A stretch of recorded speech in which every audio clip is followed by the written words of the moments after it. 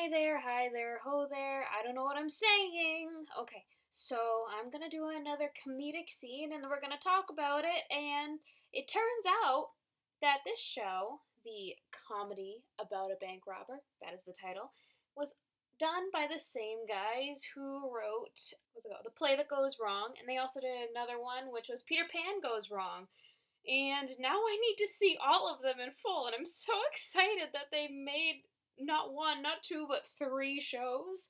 And now that I've explained that, I'm sure if you watched my other videos or you've seen any of those shows, it'll be very clear to you that these are the same people making it. They're great at the comedic timing, the tropes.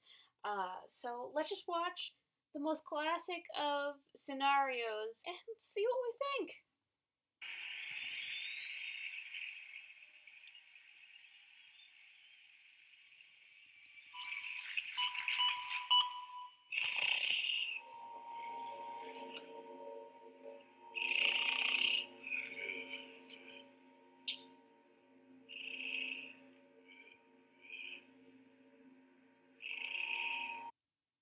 I have to say, with that little shuffle he did to avoid lasers and everything, and they did a great job setting up a simplistic way to make this very grand idea of a bank vault.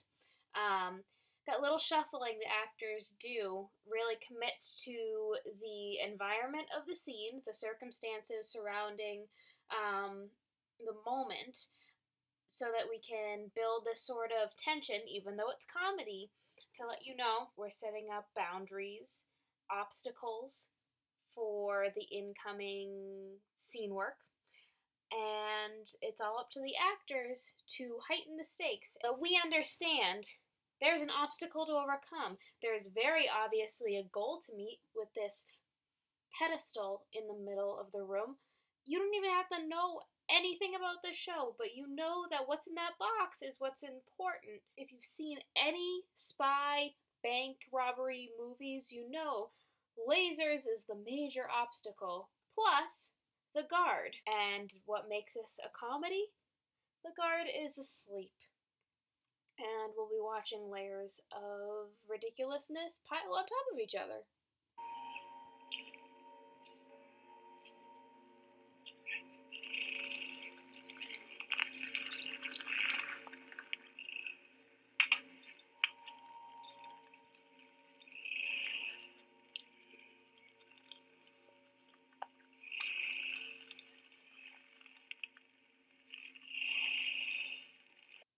Beautiful angles and depth and height levels we get from a scene like this. It's just given to you by the script. We have this rope. This is never how people enter a scene. So already, there you go. Here's something interesting to look at.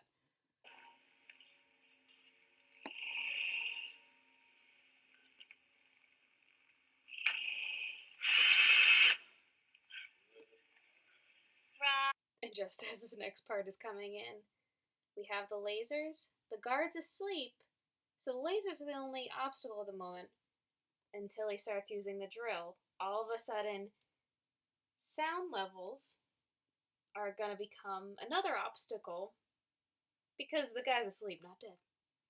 Goodbye, baby, in the treetop. When the wind blows the cradle. And you know, you can almost take this scene seriously until she starts singing. Because you don't even think, you think there's one guy in this moment, he's gonna come in, he's gonna take the gem, and he's gonna leave. At most, he might have a scuffle with the guard, but that's it. You don't realize there is somebody else above him. Cradle will rock. When the bow breaks, the cradle will fall. And down will come baby, cradle and all. Keep going. That's the end of the song.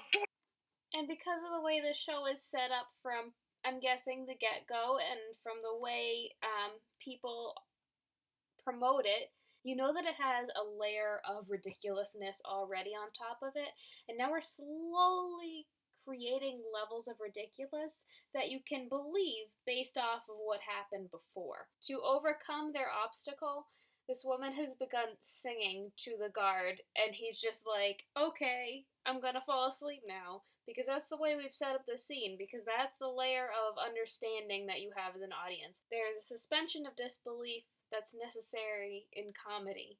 We all understand it's ridiculous, we laugh because it's ridiculous, but we believe it's true to the reality and very realistic to the reality because of what we've done to build up to this moment. Rock-a-bye, baby, in the treetop. When the wind blows, the cradle will rock. When the bell breaks, the cradle will... And throughout this woman's dialogue, she could just sing the song, but she's doing great texturing and dynamic work, working around everything that's happening with her and overcoming obstacles like the sound of the drill to drown him out. Fall, and down will come baby, cradle and all. Now all I need now all I need is to open the case. Sam, will you bring the code book to me? And there we go. Another level of ridiculous that's met with more suspension of disbelief. The second he started speaking normally, you're like, of course he's going to. But it wakes up the guard. So what does he have to do? He has to sing. Me. Why are you singing? Shh. Keep your voice down. Try to relax. The guard is asleep. You're a pain in my ass. Here I come now with the code book. So And I love the choreography on this rope, keeping him constantly turning. He's losing any footing, literally and metaphorically, he would have as the straight man of the group, as the leader, the boss, by spinning around on this axis. He's not solidly planted as he's calling him a pain in his ass, and he's just out of control. And then we have this great shaping that's happening between the two of them, and because comedy comes in threes, we're gonna need that third guy sliding into home. we down the straining rope. Damn it, you're not. Now I am stuck. Sorry, Mitch. It slipped out my mouth. Why can't you just do what you're told? I'm trying my best. You're a stupid asshole. Come on now, boys, let's try not to fight. Sorry, Caprice. I'm just not good with heights. This whole singing bit is only funny the first time, maybe the second time, unless you throw some remixes, I'll call them, in there, where you bounce off of each other, each line one after the other. First you had, she sang the entire song, then he kind of sang his own verse of the entire song, and now that they're fighting, they keep exchanging lines, and there's a patterning there that just makes it interesting, and you can hold on to the laughter and keep the bit going even longer because you've changed it up, you remixed it. My God, I'm starting to fall.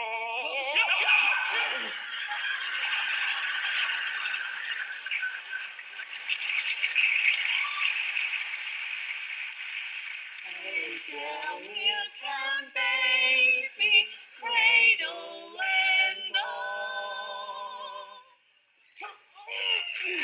What a button on that joke and that song.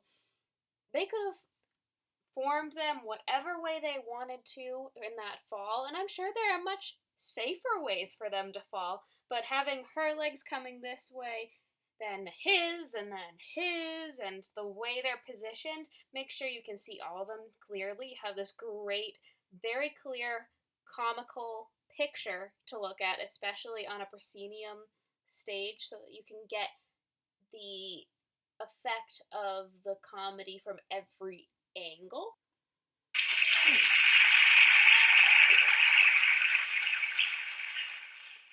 Put the code in the panel. Grandma, here we go. Okay. 1, 2, 3. Is that gonna work? When do you swing? 1, 2, 3. Keep in mind, as a director and or a set designer, when it comes to things like that, leave it up to the actors to create the obstacle and the challenge. He should be able to reach that no matter what. Because I was thinking, I'm like, oh my god, what if he doesn't get it? It should probably be realistically within his arm's reach, no matter what's going on. Yes, I got it. Okay. What's the code? 6996.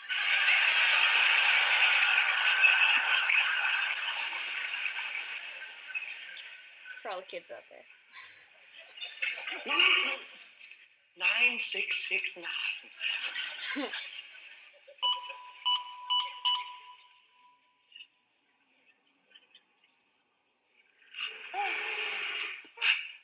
We did it. Let me stop you. So we had that building tension, and it's just tense at this. Even though we're laughing, there's still a tension of they can't fall, they can't trip anything. You're rooting for the robbers. And then you feel this release. They did it. They opened the gem. And then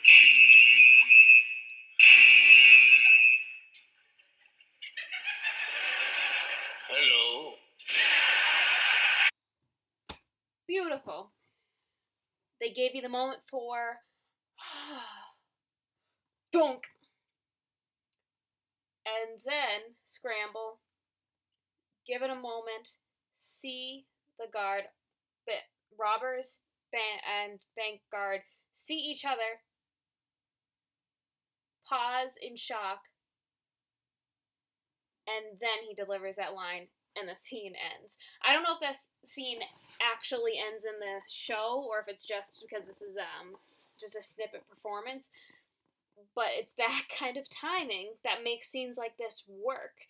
And obviously, if you've seen anything else that this theater company has created, these playwrights have written, you know that they play a lot with timing and the texturing, the pattern. They will milk a joke until it's not funny anymore, and they'll do it in a very strategic way. I love shows like this, and I hope you're enjoying watching them with me. I hope to maybe I'll do Peter Pan Goes Wrong if they have a video for that as well. So that's it for today. Here the video ends and the work begins. Let's support each other.